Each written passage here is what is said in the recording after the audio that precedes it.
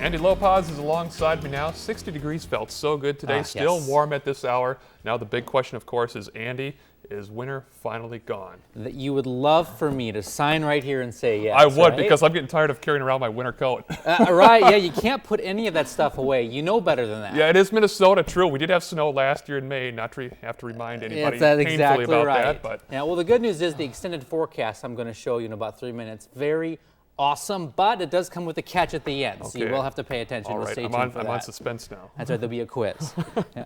Right now we have a little bit of rain shower activity in the area. For the most of the day, though, it actually was very nice, a lot of sunshine, but mid-late afternoon we ended up with a little bit of some rain shower activity popping up, and that's going to be actually very nice to see in the coming days, but not a lot of precipitation, meaning not a lot of moisture content going to be falling. In the meantime, we have a lot of time to enjoy the temperatures, and right now, at this hour, still very pleasant. It is 50 here in Mankato as well as Algona, Iowa, 49 in Estherville, 46 in Fairmont. And what you're going to notice with the temperatures, both in reality but in the forecast too, is we're not going to be seeing a lot of below freezing here in the near term, which is of course very encouraging since we just recently had all that snow to speak of. Now, today it was very nice. Statistically, it felt just wonderful. It was 61 here in Mankato, a low of 39, and we were actually closer today, believe it or not, to the high temperature record of 84 set back in 1991 than we were to the low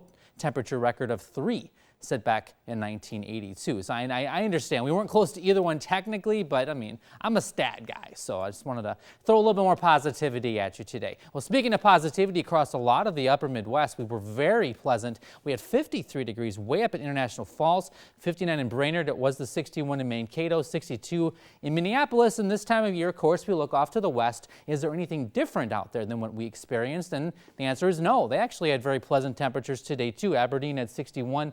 Pierre, 68 in Sioux Falls.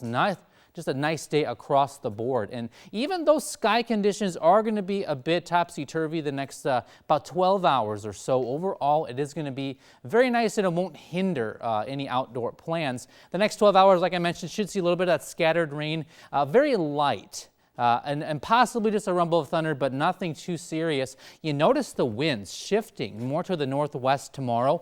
It is not, however, going to be what we call cold air advection, bringing in colder air from the north. Instead, it's going to reinforce what we have. And look at that, by Tuesday, while the wind's still coming from the northwest, sky conditions will get a little bit more stable, and it will allow us to enjoy what should be the warmest day we've seen so far this year heading into Wednesday. Well, tonight it's actually not going to be that bad either. We'll dip down to about 40 degrees here in Mankato, scattered shower activity, and then maybe some patchy fog developing by morning.